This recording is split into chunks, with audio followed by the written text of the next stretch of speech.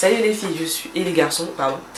Je suis ravie de vous retrouver pour une vidéo qui va concerner un haul à Amazon. Donc j'avais déjà filmé une première fois la vidéo parce que je suis allée à la boutique parisienne. J'ai acheté quelques trucs et en fait je me suis rendu compte qu'il me manquait d'autres choses. Donc j'ai fait une commande sur internet parce que la boutique elle est géniale. Sauf que elle n'est pas très bien desservie niveau transport et qu'il y a beaucoup de monde et qu'il y a beaucoup de rupture aussi sur certains produits. Donc j'ai commandé sur internet et j'ai reçu ça il y a 2-3 jours je crois. Si vous me suivez sur Snap, je vous ai fait vite fait un unboxing. Je vous ai aussi montré l'état du colis qui n'est pas arrivé en très bon état, bref. Et je dois constater aussi que habituellement Amazon emballe très bien leur colis et là je sais pas ce qui s'est passé, en fait les produits étaient mis en vrac dans le carton. Donc je ne sais pas ce qui se passe du côté de chez vous, mais heureusement je n'ai pas eu de casse parce qu'il y a quand même des bouteilles en verre. Bref, tout aparté fermé. J'ai pas mal de produits à vous montrer, je vais les classer par catégorie. Donc on va tout de suite commencer parce que sinon on va mettre 3 heures. On commence. Alors j'ai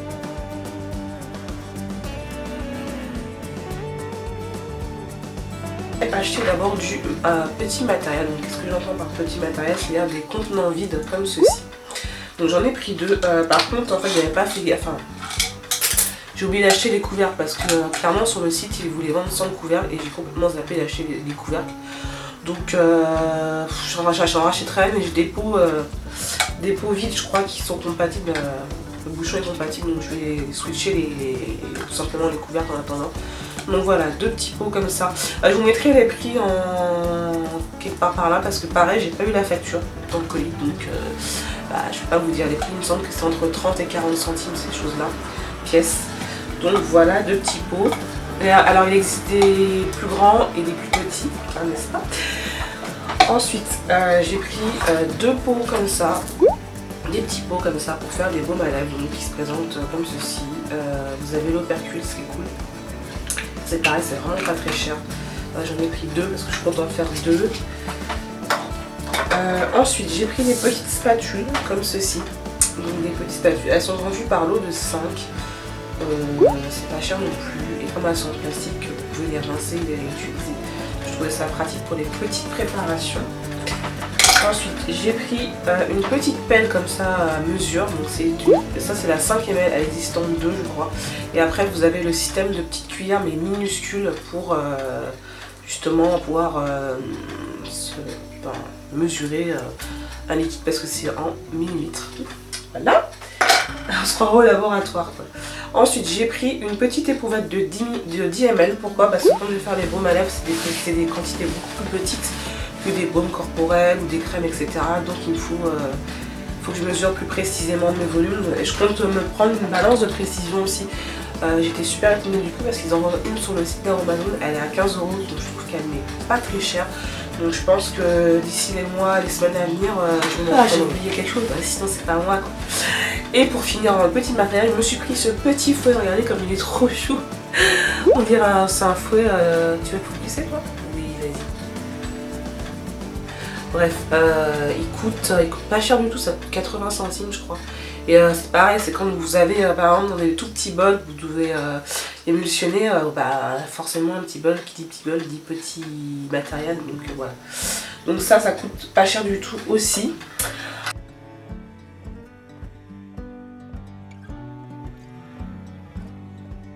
Ensuite, on va passer... j'ai pris, alors ça c'est un peu hors catégorie, donc j'ai pris du gel d'aloe vera. Voilà, s'il y a une chose que vous devez avoir chez vous, c'est ça. Il y a 2 choses que vous devez avoir chez vous, je vous montrerai après l'autre truc. C'est le gel d'aloe vera et l'autre chose que je vais vous présenter après. C'est ça, c'est vraiment un truc multi-usage. Par contre, il se conserve au frigo. Donc moi quand j'en achetais avant, je ne le mettais pas au frigo et là, en fait, ils le mettent. Alors, ils mettent de préférence frigo, mais comme il fait chaud là c'est vachement agréable parce que du coup j'en mets sur mon fils et ça lui fait des très beaux cheveux parce que vous pouvez l'utiliser sur les cheveux aussi, vous pouvez l'utiliser sur le corps et c'est vraiment quelque chose qui est... Et je crois que c'est là où je le trouve le moins cher parce qu'en général là je l'ai payé, alors c'est 250 ml, il me semble que je l'ai payé 11,90 alors que d'habitude je le paye entre 12 et 13 voire 14 € en boutique bio. J'en j'en ai pas 250 ml. Donc voilà, gel d'aloe vera, je l'ai mis à part parce que ça rentre pas dans trop dans les autres catégories que je vais vous présenter. Ensuite, je vais vous montrer quoi d'autre. Ah oui, alors j'ai pris ça. Donc ceux-ci, ce sont des sels roses de l'Himalaya. Donc ça, c'est pour faire des dommages corporels. Vous voyez, ça fait des grains. Ils sont trop jolis, ces roses. Enfin bref, on s'en fout. C'est quand même la petite touche girly. Donc ils sont roses et en fait, alors je vais vous lire ce qui est écrit. Donc, extrait de roche saline datant des millions d'années au cœur de l'Himalaya. Ce sel rude non raffiné est particulièrement riche en oligo-éléments. En cosmétique, ce sel est réputé pour ses effets détoxifiants et régénérants. En cuisine, il est apprécié pour son goût et sa richesse en minéraux. Voilà. Donc j'ai très envie de faire mes gommages moi-même corporels et du coup j'ai pris ça. Voilà. Ensuite, qu'est-ce que j'ai pris? J'ai pris ça. Donc ça c'est un extrait aromatique, donc c'est du parfum mais naturel. De coco. Pourquoi? Parce qu'en fait je vous ai, alors j'ai déjà filmé la vidéo, je vous ai fait le dupe de la Coco Cream de chez Hello Buddy. Donc la vidéo arrivera d'ici, elle n'arrivera pas tout de suite parce que j'ai pas mal d'autres vidéos à vous poster avant. Mais sachez qu'elle va arriver et qu'il y aura d'autres recettes cosméto bio qui vont arriver dans les semaines qui vont venir parce que ça fait une bonne année que ça me tentait. Et là du coup je me suis lancée et voilà, j'ai un petit cahier où j'ai noté plein de recettes et tout pour vous. Je vais les tester avant sur moi et si elles sont top, je vous les partagerai sur ma chaîne. Donc voilà, j'ai pris ça et ça sent vraiment la coco fraîche et dedans c'est que ça en fait. C'est arôme naturel de coco obtenu à partir d'extrait de coco. Donc voilà, il n'y a pas d'additif, il n'y a rien dedans de plus. Voilà.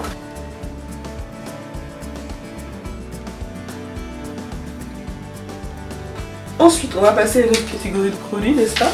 Alors, on va passer au principe actif. Qu'est-ce que j'entends par principe actif? C'est tout ce que vous allez ajouter à votre recette ou à votre produit qui va, comment vous expliquer? Qui va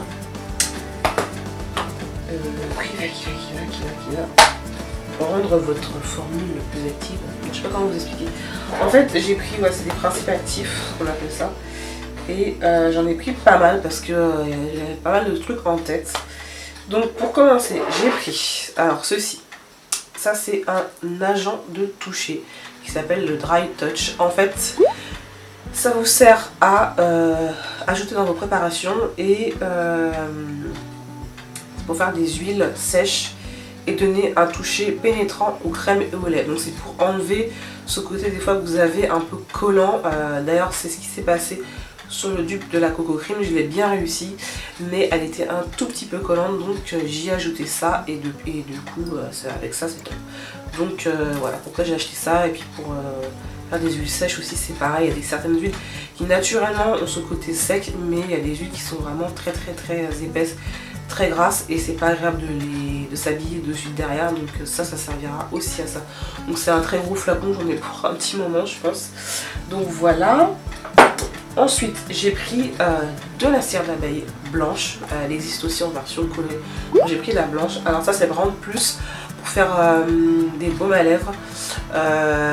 C'est un excipient, donc ça sert vraiment à rendre des textures plus solides, donc des petits baumes à lèvres, etc. Rouge à lèvres, etc. Donc voilà.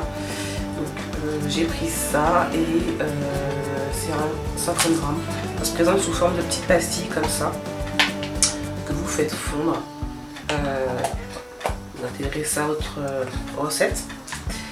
Ensuite j'ai pris un émulsifiant, l'Olive Mill, il y en a plusieurs autres. J'ai pris celui-ci parce que j'ai regardé toutes les recettes que je voulais faire globalement et c'était celui-là qui s'adaptait le plus à ce que je voulais faire. Donc un émulsifiant c'est quoi? Ça vous sert à lier une phase huileuse et une phase aqueuse. On est d'accord que si vous mélangez de l'huile et de l'eau, ça va vous faire deux phases. Ça vous sert à les lier entre elles. Donc j'en avais besoin justement pour le body butter Coco Cream. Donc ça m'a bien servi. Ça se présente sous forme de petites paillettes. Il n'y a pas d'odeur particulière, ça se présente sous forme de petites paillettes. Et voilà, vous l'intégrez et ça se fait tout seul. Et pareil, c'est d'origine naturelle, donc il n'y a pas de produits chimiques. Ensuite, j'ai pris du Xanthan qui est une gomme naturelle. Donc ça c'est pour faire des textures gélifiées. Donc pareil, je me suis fait j'adore les gelées pour les cheveux et je me suis fait ma propre gelée et donc j'en ai mis et ça marche du tonnerre. Franchement ça marche, j'y croyais pas et honnêtement ça a très bien marché et donc j'en ai pris. Ça se présente sous forme de poudre comme ça. Donc voilà, poudre blanche. Voilà, c'est de la gomme en fait. Ensuite, j'ai pris, parce que ça va me devenir indispensable, parce que pour l'instant je prépare des choses qui s'utilisent dans les maxi 5 jours. Mais par exemple pour les baumes à lèvres et pour certains baumes corporels que je vais vous préparer ou vous filmer, je vais les garder plus longtemps, donc il faut absolument ajouter un conservateur, surtout quand vous mettez de l'eau ou de la glycérine dans vos préparations, sinon ça va pourrir. Donc j'ai pris un conservateur, pareil j'ai choisi celui qui est le plus courant dans les recettes que je vais faire. Donc c'est du Costgard, donc ça c'est un antibactérien et fongicide, donc ça empêche votre recette clairement de pourrir et d'avoir un développement bactérien qui peut être assez voilà quoi. Voilà, donc ça. Ensuite j'ai pris de la caféine en poudre parce que je voudrais essayer de faire un masque contour des yeux à base de caféine, parce que je ne vais pas vous l'apprendre, je pense que vous le savez toutes que la caféine c'est très très bon pour le contour des yeux. Donc voilà. Par contre, alors je vous ai pas dit, il y a certains, alors là j'en ai pas, si j'en ai un après. Celui-ci il ne s'ajoute pas dans une, par exemple si vous avez déjà un masque pour les yeux et que vous voulez l'enrichir avec de la caféine, vous ne pouvez pas l'ajouter dedans directement, il faut vraiment que vous fassiez votre propre préparation. C'est pour ça que si vous commandez sur le site d'Aromazone, je vous conseille vraiment de lire la fiche parce qu'elles sont complètes. Ils vous mettent, le soleil est parti, je suis grise. Ils vous mettent toutes les informations, comment l'utiliser, à quel dosage, les précautions d'emploi, les contre-indications, etc. Ils vous mettent aussi les synergies entre les produits parce que vous ne pouvez pas mélanger. Il y a certains produits, quand vous les mélangez entre eux, leurs bénéfices vont s'annuler. Donc ça, il faut bien regarder aussi. Donc franchement, si vous prenez le temps de bien regarder la fiche avant de vous lancer dans quelque chose, parce que vous pouvez avoir des mauvaises surprises après. Parce que moi, je pensais clairement qu'on pouvait l'ajouter directement dans un produit. Et en fait, en lisant la fiche technique, j'ai vu que non en fait. Voilà. Ensuite, le dernier truc que j'ai pris qui est super utile, c'est du miel, mais en poudre. Voilà, parce que comme ça, du coup, quand je fais des masques hydratants, celui-ci par contre, vous pouvez l'ajouter directement dans votre masque hydratant et ça va apporter tous les bénéfices du miel. Et d'habitude, j'utilise du miel liquide et là, j'ai envie. Ensuite, je me suis pris 2 petites huiles essentielles. J'en avais besoin pour autre chose que je vais vous filmer aussi. Je l'ai déjà testé, il est vraiment bien. J'attends de le retester plusieurs fois. En fait, je suis en train de tester un dupe de un masque frais de chez Lush que j'apprécie énormément. Donc je l'ai testé une fois, donc je vais le retester et il fallait de la menthe. Donc j'ai pris de l'huile essentielle de menthe poivrée et de l'huile essentielle de menthe verte. Donc voilà. Les huiles essentielles, alors les prix varient, ça dépend des huiles en fait.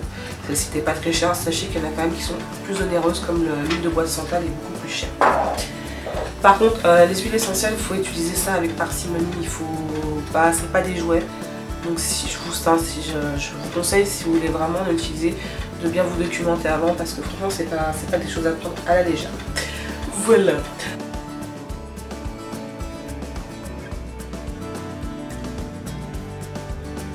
Maintenant aux poudres, j'en ai pris 3 sortes. Ouais, j'en ai pris 3 sortes, c'est en sachet et laissé en sachet, donc j'ai 3, 4, bref. Donc, pour commencer, j'ai pris de la poudre de guimauve parce que je voulais me faire un shampoing végétal, donc il y a une autre poudre qui va rentrer aussi dans le compte. Mais cette poudre là, on peut l'utiliser pour les cheveux et pour la peau. Donc je vous lis. Cette poudre forme avec de l'eau une pâte idéale pour préparer des masques pour la peau ou les cheveux. Elle s'utilise notamment en soins pour gainer, démêler, embellir les cheveux, apaisante et adoucissante. Elle calme les irritations du cuir chevelu. Voilà. Donc elle est quand même polyvalente. Je vais laisser d'abord en shampoing végétal. Mon chéri aussi va le tester, je lui ai parlé, ça avait l'air de l'emballer parce que en fait mon fils a eu à choper plusieurs fois des coups. Et du coup on s'est tous traités. Et du coup les produits anti-poux ça nous a bousillé le cuir chevelu, clairement. Moi j'ai des pellicules, j'ai à d'en sortir. Donc le cuir chevelu est irrité et ça apparemment ça calme les irritations, etc. Donc du coup on s'est dit on va essayer quoi. Donc voilà, ça coûte pas très cher les prix, je vous mettrai les prix pareil. Ne vous inquiétez pas, vous aurez tous les petits prix et tout. Donc du coup j'ai pris de la poudre de Shikakai à mélanger avec la poudre de guimauve pour faire le fameux shampoing végétal. Alors je vous lis à quoi elle sert. Alors cette poudre a des vertus nettoyantes du cuir chevelu tout en rendant les cheveux doux et soyeux. Le Shikakai est aussi connu pour prévenir des pellicules et favoriser la pousse des cheveux. Donc voilà. On testera ça demain. Je vous snapperai. Venez me rejoindre sur Snap parce que je vous snap pas mal. C'est vrai qu'il y a des jours où vous ne me voyez pas sur Snap, c'est les jours où je suis HS parce qu'en ce moment c'est un peu la fin de ma grossesse, donc je suis un peu des fois dans les choux. Mais en général je snap beaucoup et d'ailleurs je vous ai partagé d'ailleurs le colis que j'ai reçu avant. Je vous ai partagé aussi une recette du masque Fred Lush. Donc si vous voulez avoir des petits trucs un petit peu en avance et tout, rejoignez-moi sur Snap et puis voilà, ça peut être sympa aussi. Voilà. Ensuite j'ai pris du Rassoul. Alors moi le Rassoul ça fait longtemps que j'en entends parler et je n'en avais jamais acheté. Honte à moi. C'est une argile en fait, je savais pas, moi c'était une poudre, mais c'est une argile et on peut l'utiliser comme shampoing et savon très doux. Donc moi je l'ai acheté pour faire des masques et voilà. Et c'était vraiment, alors c'est une grosse quantité, il y en a combien là, 500 grammes. J'en ai pour une éternité parce que vu ce qu'on met dans les masques, n'est-ce pas? Donc voilà, pour les poudres c'est terminé. On va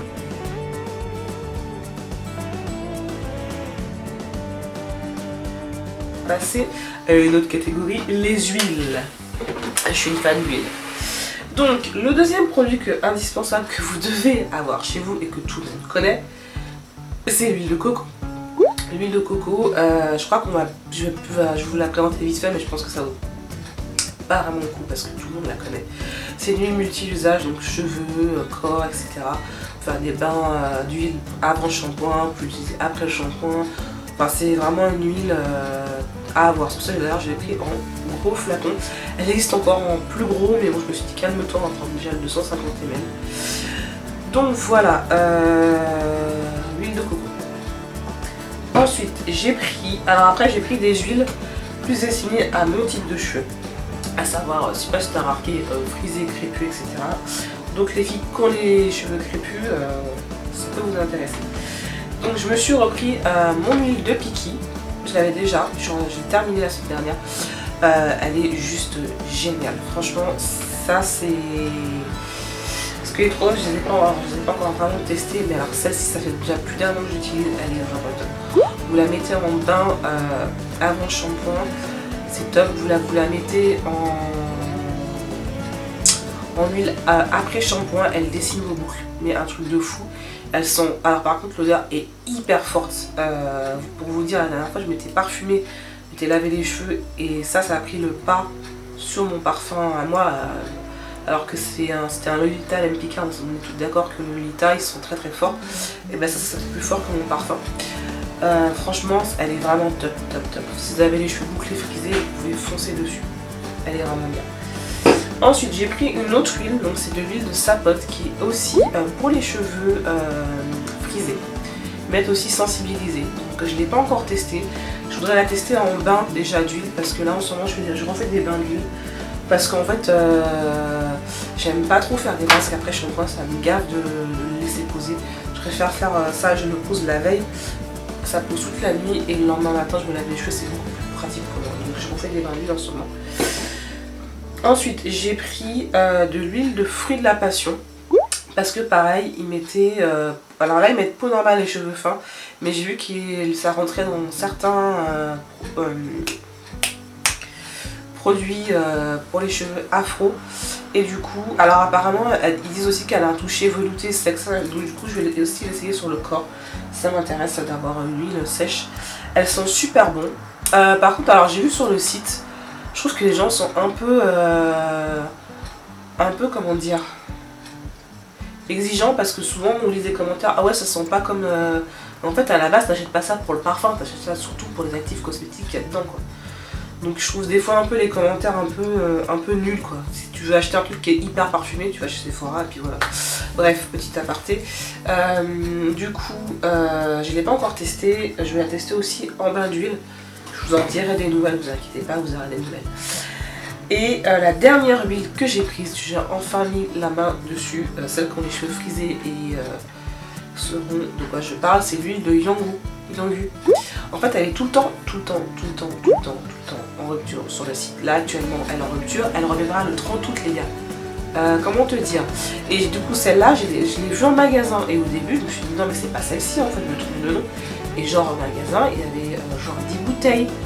Alors, sur le site, elle est en rupture. Au magasin, bon, il n'y avait pas un stock immense, il y avait 10 bouteilles. J'aurais peut-être dû en prendre une deuxième, mais bon.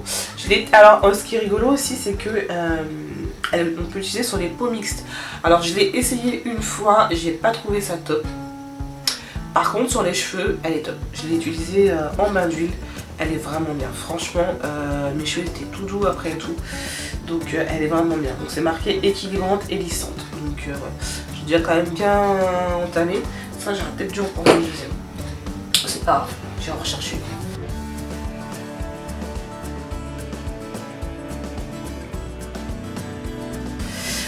Et pour terminer, on va passer à autre chose que j'apprécie énormément, les beurres corporels. Alors, les beurres corporels, j'en ai pris 3, que 3 parce que j'en ai d'autres à finir. Donc, j'ai pris déjà du beurre végétal de Muru. Pareil, nourri et répare. Alors, les beurres, on peut aussi les utiliser sur le corps et sur les cheveux. Donc, pareil, je vous engage à lire les fiches. Parce qu'en général, ils vous détaillent bien, c'est vraiment très bien détaillé. Donc celui-là, je l'ai pris parce qu'il rentre dans beaucoup de compos de produits afro pour cheveux. On peut l'utiliser aussi sur le corps. Donc certains beurres sont extrêmement solides, donc il faut les faire fondre. Vous voyez celui-ci, quand il est solide. Donc là j'ai beau me passer mon doigt, je récupère à peine de la matière. Donc il faut les faire un peu fondre. Au niveau de l'art, je pourrais pas trop vous dire. Je l'ai bouché, je suis enrhumée. Voilà, donc j'ai pris celui-ci. J'ai pris du beurre de Capuaccio. J'en ai repris. Il est plus souple. Donc celui-là, vous pouvez le prélever. Voilà, vous pouvez le prélever facilement. Vous voyez, il est beaucoup plus souple. C'est pareil, nourrit et répare. Alors par contre, celui-ci, j'ai pas d'odorant, mais je sais qu'en essence, j'en avais un petit peu. Ça sent curieusement, ça sent un peu le cacao. C'est très rigolo comme odeur. Je crois que c'est originaire du Brésil, ouais, je crois que c'est originaire du Brésil, ça. Donc voilà. Et le dernier beurre que j'ai pris, parce que je voulais trop tester et je ne regrette pas de l'avoir pris, c'est du beurre d'amande. Donc assoupli et protège. Là, la texture, elle est trop... Là, c'est l'un des plus souples que j'ai. Donc celui-là, vous pouvez vraiment, vous prenez dans vos mains, vous frottez, vous le faites fondre. Et le truc qui est top, c'est que ça vous laisse un fini, sec et velouté. C'est un truc de malade. Franchement, ça vous fait une peau toute satinée et quand vous touchez, c'est pas gras, ça fait pas ça colle pas. C'est vraiment, vous touchez votre peau, c'est du velours. Donc franchement, si vous cherchez un beurre qui nourrit sans coller, sans graisser, etc., beurre d'amande. Il est vraiment bien et il nourrit vachement bien parce que là j'utilise en ce moment sur mon corps et j'en utilise aussi sur mon ventre et franchement il est top. Il vous laisse une peau toute satinée et il est vraiment top de chez top. Voilà, et bah écoutez, je crois que c'est tout. Oui c'est tout, j'ai rien oublié là, c'est sûr. Bah écoutez, j'espère que... Alors dites-moi en commentaire si vous connaissez ce site, si vous avez déjà commandé, qu'est-ce que vous avez commandé, ce que vous en avez pensé, etc. Et j'espère que cette vidéo vous aura plu. J'espère vous publier prochainement mes premières recettes. J'espère que ça vous plaira aussi. Et puis, je vais vous dire, je vais vous faire des gros bisous. Je vais vous dire à plus tard. Bye.